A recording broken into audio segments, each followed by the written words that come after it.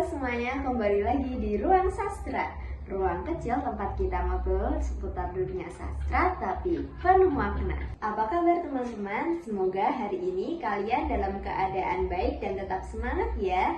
Di episode kali ini kita akan membahas materi yang pastinya sudah gak asing, yaitu cerita pendek atau yang lebih dikenal sebagai cerpen.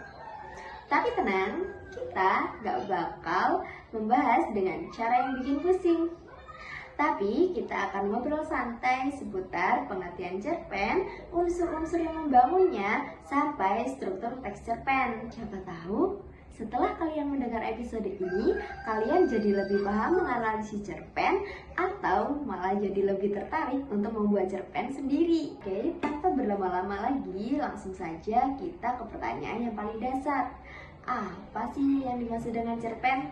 Kalau mendengar kata cerpen, mungkin yang langsung terbayang adalah cerita pendek. Nah, sebenarnya anggapan itu tidak salah, tetapi cerpen bukan sekedar cerita pendek.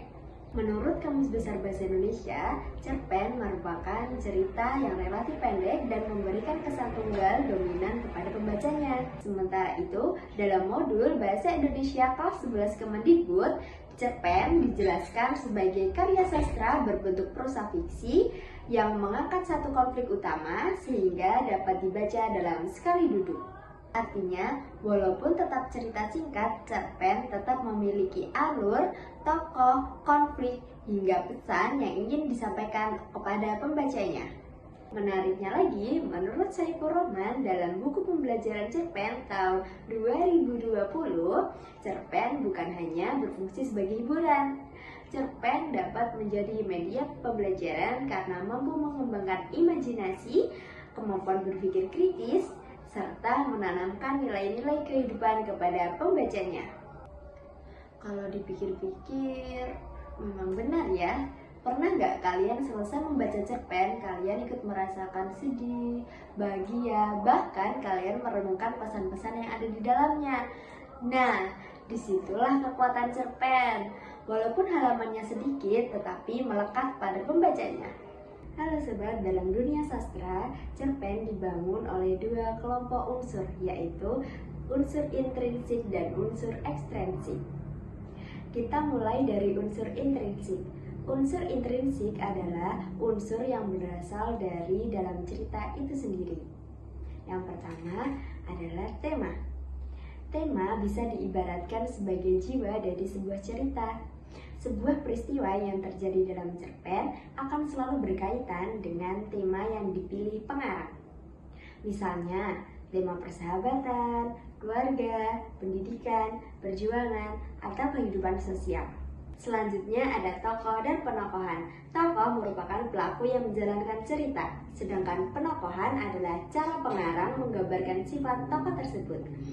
Ada tokoh yang digambarkan pemberani, penyabar, egois, ataupun rendah hati. Menariknya, karakter tokoh tidak selalu dijelaskan secara langsung. Kadang kita harus menebaknya dari dialog, tindakan, atau cara tokoh menghadapi konflik. Berikutnya, ada alur atau plot. Alur merupakan rangkaian peristiwa yang membuat cerita terus bergerak. Ada alur maju yang berjalan sesuai urutan waktu, alur mundur yang menggunakan kilas balik, atau alur campur yang menggambarkan keduanya. Kemudian ada latar. Latar menjelaskan tentang waktu, tempat, dan suasana terjadinya cerita. Misalnya, cerita berlangsung di sekolah pada pagi hari dengan suasana yang menyenangkan. Kehadiran latar membuat pembaca lebih mudah membayangkan jalannya cerita. Selanjutnya ada sudut pandang. Sudut pandang merupakan posisi pengarang ketika menyampaikan cerita. Ada yang menggunakan kata aku sebagai pembaca merasa lebih dekat dengan tokoh. Ada juga yang menggunakan kata dia, sehingga pengarang seperti menjadi pengamat dari luar cerita. Yang terakhir adalah amanat. Amanat merupakan pesan atau nilai yang ingin disampaikan kepada pembaca. Amanat tidak selalu ditulis secara langsung. Justru seringkali kita harus menemukannya sendiri setelah memahami keseluruhan cerita. Selain unsur intrinsik, ada unsur ekstrinsik. Berbeda dengan unsur intrinsik, unsur ekstrinsik berasal dari luar cerita. Misalnya, latar belakang kehidupan pengarang, kondisi sosial masyarakat, budaya, agama, hingga situasi politik pada masa karya tersebut ditulis. Jadi, bisa dikatakan unsur intrinsik membangun isi cerita, sedangkan unsur ekstrinsik mempengaruhi proses lahirnya cerita itu sendiri. Setelah memahami unsur pembangunnya, sekarang kita masuk ke struktur teks cerpen. Kalau unsur pembangun menjelaskan apa saja yang ada di dalam cerita, maka struktur menjelaskan bagaimana cerita itu disusun dari awal hingga akhir. Bagian pertama disebut orientasi. Disinilah pengarang memperkenalkan tokoh, latar, serta situasi awal cerita. Bagian ini membantu pembaca memahami gambaran umum sebelum konflik dimulai. Setelah itu muncul komplikasi. Komplikasi merupakan tahap ketika konflik mulai muncul, bisa berupa pertengkaran, kesalahpahaman, kehilangan, ataupun masalah lain yang dialami tokoh. Semakin lama konflik berkembang hingga mencapai klimaks. Nah, klimaks adalah bagian paling menegangkan dalam cerita. Pada tahap inilah pembaca biasanya dibuat penasaran mengenai bagaimana nasib tokoh selanjutnya. Setelah klimaks, cerita memasuki resolusi. Resolusi merupakan tahap penyelesaian konflik. Permasalahan yang sebelumnya terjadi mulai menemukan jalan keluarnya. Terakhir ada koda. Koda bersifat opsional atau tidak selalu ada.